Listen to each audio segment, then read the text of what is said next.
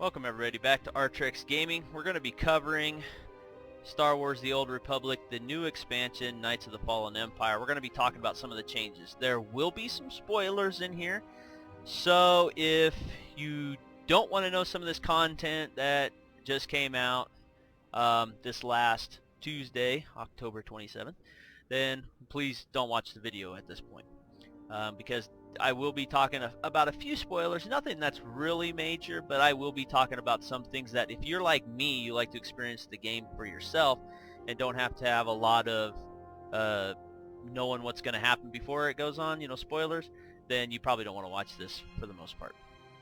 But we will be talking about companions. That's probably one of the biggest things that has changed with this expansion, and they have really made the game a lot more fun. So let's just dive in here. Okay, just go over a few changes. A lot of things haven't changed, like your character screen, your wardrobe, things like that haven't really changed. The different looks that you can have for your character, that stuff really hasn't changed. That's all pretty much standard what's going on here. But with your companion, one of the biggest changes is this new companion and contacts tab. So your alerts here are things that they're basically more quests to acquire more companions. Now some companions there's a lot of steps that you have to go through to collect them. Others are pretty simple. It just kind of depends on what you're doing. Now your companion tab here has, like, I have my main characters. These are my followers. These are the main ones right now that I'm working on, but you also have others that I have picked up through doing alerts or other type of things. Some have came through playing the game, some have just been through the alert system. And then now again, spoilers, Darth Maul and HK-55. I don't know why this says main characters, but these are my dead ones. Like, they died. So I'm not sure if they come back. I mean, they got a level still on them, but I think they're dead. This Alliance recruit is one I'm working on. I have not fully received this guy yet, so I'm still working on him yet. And then Alliance specialist. Now once you get your Alliance base, I think it's called Odessa. I can't remember the name of this place. Maybe does it say Alliance camp headquarters? So you get these main guys that kind of run the different areas of your base. So you have this guy right here, Baywan Ago. He's like your military dude. Halo Viz, or Hilo Viz. She's kind of your outlaw, your smuggler type person. And then you got this Jabba the Hutt looking dub, Ogorob. He deals with your technology, so like I don't know, the science part of everything. And then you got Sana Ray. She is your mystic, so she's like your force using person type thing. Now each one of these you turn things into, and I'm not totally really for sure what the purpose of these guys has fully been yet, but you do deal a lot with them in this expansion, so I haven't gotten far enough to really know what the benefits of all these people are going to be. And then you have your unavailable companions, which were your old crewmates off of your starship before the expansion. And as you go through the expansion, you kind of see how you depart from these people, but they're not available now. So somehow, some way, I gotta go find them, I guess, or reconnect with them. I did hear a little bit about Kira, but not a lot, so I'm not totally for sure what's going on with her or where she's at. But that's kind of your companion system. Now you'll also notice that they all have like a level system next to them. So this one, Koth is level 9, T7's level 16. I've actually been working on him quite a bit. So let's look at him for a second. So if you highlight over the influence bar, you'll see that he has 800 presence when summoned, 24% time efficiency for crew skill tasks, and 8% critical rate for crew skill tasks. So, if you're going to be working on crew skills, you probably want to send him out because he's got real good time efficiency, plus he's got an 8% chance of crit rate, so that's pretty good. Now, every single level you get him, will raise your influence by 50 and your time efficiency and crit rating. I'm not totally for sure how much those raise up, but they do raise up. So he's constantly getting better. So like with T7 right now, he's level 16. So, you know, when I take him out to fight, you know, I want him because he's the most powerful. So if you look at Koth, he's a level 9. His influence is only 450. Now your presence, I'm sorry, is 450. So, you know, when you're looking at your presence, you know, like right now, I got a bonus 1005. The presence is 1635. So that's really good. Like, he really is powerful when I go use him in battles. Like, I ran a heroic 2+, which is supposed to be now you, another person, and your companions together doing things, and it should be fairly easy. Well, I did one last night. Now, it did take me a while because I'm tank spec, but I did get through it fairly simply. I did not die at all, and you know, T7 kept me healed up real good. So now, like, if I dismissed him, you'll see my influence dropped way down. So he definitely, you know, buffs the situation when he's here. So, you know, none of my stats really on me changed, but, you know, the presence did, and he's just more powerful. I mean, you look at the little booger, he's got 84,000 health. So he's kicking my butt by about 20,000. So it's pretty cool. Now, one super awesome thing that has been added to the game is you can now choose each character can do either heals, tank, or damage. So I've been pretty much keeping T7 at heals, but what's super awesome about this is, like with T7, you only had him at the beginning of the game as a Jedi Knight, and then you pretty much ditched him for anyone who could heal or did a lot better damage, because I think he was primarily a tank role. You didn't really need him, especially if you went tank. So he was pretty much useless. So it's been super awesome to get him back, because I've always kind of liked the droid. You know, I've always liked him. Kira was my other favorite one. We'll get into that later. Not in this video, but we'll talk about her on our own. But, so it's really super cool that you can choose. Like Kira, she could be heals, tank, or damage. Any one of your characters can be anything you want them to be. So we can go to Scorpio, and she can be the same. Tank, damage, whatever you roll you want them to play. So that's really awesome. You can play the companion you want. You don't have to be hog-tied into a certain one, and you have to play them the whole game. You can play whatever companion you want and level them up. Like, I've been really focusing on T7 to get his influence up. And he's ranked 16 now. The highest you can get is level 50. So, and they've really been giving you companion gifts like left and right as you do the story quests and you do things. Companion gifts are just all over the place. The problem with all that is if you want to get all these guys to level 50, I see that being a lot of work. I mean, look at most of these guys. Like 10 starting off with your old crew, but your newer ones, or these guys, aren't very high. I mean, this one guy I got not too long ago, he's level 10. Shoza Rabat or whatever. You know, Lana, she's 9. Koth's 9. I've been just kind of passing around because it's same thing like last time. Not all companion gifts will go to the same companion. So, you know, some don't like them, so you don't give them to them. So I've just been kind of spreading them around a little bit. But again, your alerts, this is where you get all your new companions. And it just depends. Some are easy, some are very hard, some have a lot to do, some don't have much to do. It just depends on what they've designed it to do. Okay, so can't really think of anything else on companions. One of the big changes with companions too is they no longer have gear. You can still customize their look. Yeah, basically all you can do is customize their look. They do have to have a weapon to be able to be useful. If you don't have a weapon of some type that it belongs, I mean, you don't get any stats off it, but they gotta have a weapon. Otherwise they won't shoot or do nothing. Now if I pull up a different companion, so let's pull up Lana. Good to see you. So now if we look at her, okay, she doesn't have any gear either. I thought you were able to customize their looks. Let me see. Maybe because she's like a main character, they don't let you mess with them. So let's look at one of these other followers, like, I don't know, Yoon. Be well. Let's see if we can change him. Yeah, so like you can change his look. Now, again, there's no stats on him. I mean, obviously the gear will have stats on it when you put him on him, but he's not gonna, there's no benefit for it.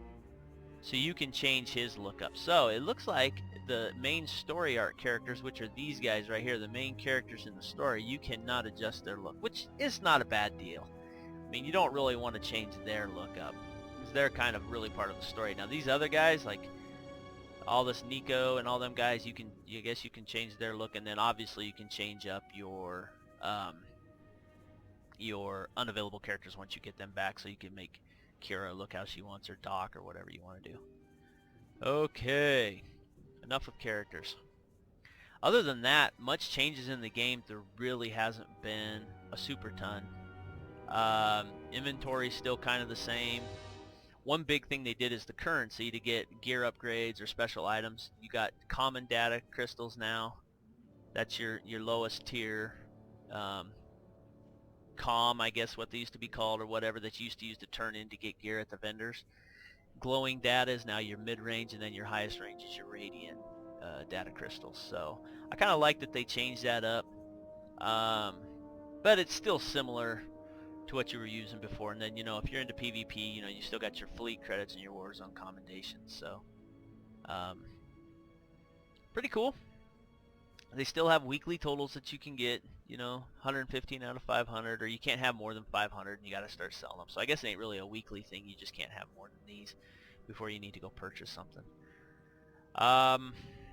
Okay, so other than that, you know, your missions tab, which it's pretty wasted space, really. Then you got your normal inventory. See, that's that. Your abilities, pretty much the same. One cool thing they have done, though, is on your heroic moment. So I never really used this in the game before, but now it's actually quite beneficial. If you hit it, pulls up this little bar. Obviously the music changes, and then anything that you've unlocked through your legacy. So if we go down to legacy and we go to my Republic class, so you know I've got legacy project, force sweep, and then legacy sticky plasma grenade, and then on the Imperials I have flamethrower. So let me see here, Republic. So I think, and I don't know this for sure because I haven't unlocked all the story classes, I think you're going to get 8 bars here. I think, maybe not, but I do have force sweep and, well, legacy flamethrower. I'm trying to think. I don't have 2 of the same class, so I don't know. It's going to be interesting to see if you get 8 abilities or they just give you 1 from each.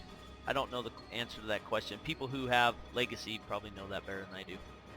So it's pretty cool, and I've noticed that you can use these abilities about twice during the use of them. So you use them once through, and, well, I guess you can use them as many times as your heroic moment is up, but you get about 2 uses. So if you use them right away, they'll go through a cooldown, and you usually get to use them all once more before you actually lose the bar here.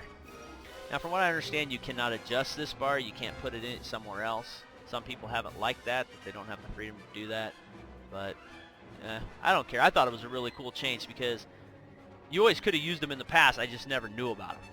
You know, you never thought it was important, but man, when you get in a tough situation now, pop that, hit these, you're all good to go. Alrighty. Strongholds pretty much stayed the same. I haven't really messed with. You do get a lot of stuff, like as you're turning in stuff in this area, in your base. Like you'll go through missions and it'll have you'll get these crates, and you open the crates and they have a possibility of giving you stuff for your stronghold. Companion gifts, they actually give you gear. It's all the orange gear, the adaptive gear. There's no stats on or nothing, but they give you a lot of that stuff, so you can build sets of gear. I know when I have done the Heroic 2+, I've been getting quite a bit of stuff for the strongholds. So that is one thing they've done. The new Heroics, there's no more Heroic 4s. They're all Heroic 2s plus, if it's a Heroic. Which pretty much, I mean, like, I'm a tanking class. If I keep my companion a healer, I can pretty much get through them myself. I haven't had any trouble yet. Some do take quite a while, though, because I don't output a lot of DPS. But if you can get a friend to go with you, so your friend and your 2 companions, you can probably blow through things fairly quickly. combat proficiency and stuff, I mean, it's all the same. Your talent tree, still all pretty much the same. You just get to pick through a few different types of talents. Your legacy, the biggest change in legacy is your datacrons. So you can see where all the datacrons were at, or which ones I've collected and which ones I haven't. And the good thing, these are all legacy. So if you do this on Imp side or Republic side, they still go towards your character that you're playing at the time. So that's really, really super cool. You know, it looks like I got a lot of datacrons to go find. But it's neat. You know which ones you're missing, kind of. I mean, you know, you'd probably have to look them up, like on, I think it's Delphi or Delphi. They have, online, they have like this area you can go to check this stuff out. But you can kind of see, I got the blue one, I got the presence one, and I got the red mastery. So I'm missing whatever this one is. Well, the orange mastery. So I could look it up online. Hey, where's the orange mastery one at now? And I could probably go find it, go get it. Boom. Give me more mastery towards my character. Just makes me more powerful and more stronger. So let's see. That's legacy. Social window still the same. I haven't done anything with that. See if your friends are on or not. Guild hasn't changed either. You can see if your guild mates are on or not. And then, you know, your crew skills, they have changed up, but to me it's still pretty much the same. The biggest thing is try to use your companions that have the most time efficiency and crit rating. And I haven't really done a lot with crew skills, you know, but I don't know. It hasn't really changed. Like, if you look at my, like, I have Artifice as my main. Like, I did Cyber Hilt yesterday, or a Lightsaber Hilt, and I did this one, and it's still only a 186. So that really, I don't know if it'll go any higher. I don't think so. But that sucks. I mean, pretty much all the gear you're getting now, like when you complete the story, you're gonna have a complete set. Like, let's say if you came into the story and you didn't raid, you didn't do anything, and you just had basic gear, you're gonna be getting level 200 gear. And then as you know, if you save up all your comms, or they're not called comms anymore, crystals, you can go buy like your basic crystals. Like, I almost had 1,000, so I almost bought a complete set of gear. You know, and that's 208 gear.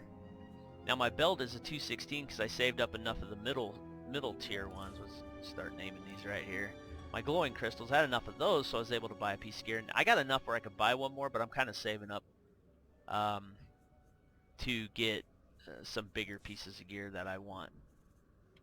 But, you know, I just haven't really seen a use for crafting. I mean, it's, to me, I mean, unless I just not really know what I'm talking about here. But, you know, the dye modules, those always sell. You know, you could always make those, like the black and grays probably sell well. I could sell those on the GTN. But like color crystals, haven't really messed around with that much. But, you know, if you go to level, let's see, or rating. See, 136 crystal, which I think might be the best in game anyway. It's a plus 41 crit. I think plus 41 is the best you can get. I mean, you still make your crystals if you want. I don't know. I don't know. It's been kind of weird. I just haven't really seen a use for this, you know? So, whatever. You know, if obviously you can make different sets of gear with the other different types of crew skills and things like that, but... Alright, well, that's pretty much a total... Let's get out T7 again, because I'm not a big fan of you. Yeah, see you later, buddy. Oh, that's cool. It took him away from where his spot was over here. They've just done a lot of cool things with the game. I'm very impressed with it. Story-wise, awesome story. Very interactive. One thing I have noticed, though, since you've gotten done with the main story, they've kind of... If you've ever played Knights of the Old Republic, the RPG game, there really isn't... They kind of went back to that old, you know, you got 4 or 5 options to pick. It's in blue lettering. Like, so when you're having a conversation with someone, then it brings up this... It doesn't bring up your wheel anymore. It brings up just this text you can click. So it's kind of cool in a way, but it's kind of old school. You know, for people that like that kind of thing, I'd rather my character talk and I not have to do a whole lot of reading. But hey, you know, it's still Star Wars. It's still a good immersive game. It's been fun, but you got to get through Chapter 9 to get to start to do a lot of this stuff at endgame. and they're going to come out with more chapters. I guess the next chapter comes out in January, so we'll have to be looking for that. But I appreciate you guys all watching my video. Hopefully this was informative. Hopefully it showed you some things. I guess I'll see you next time. Laters.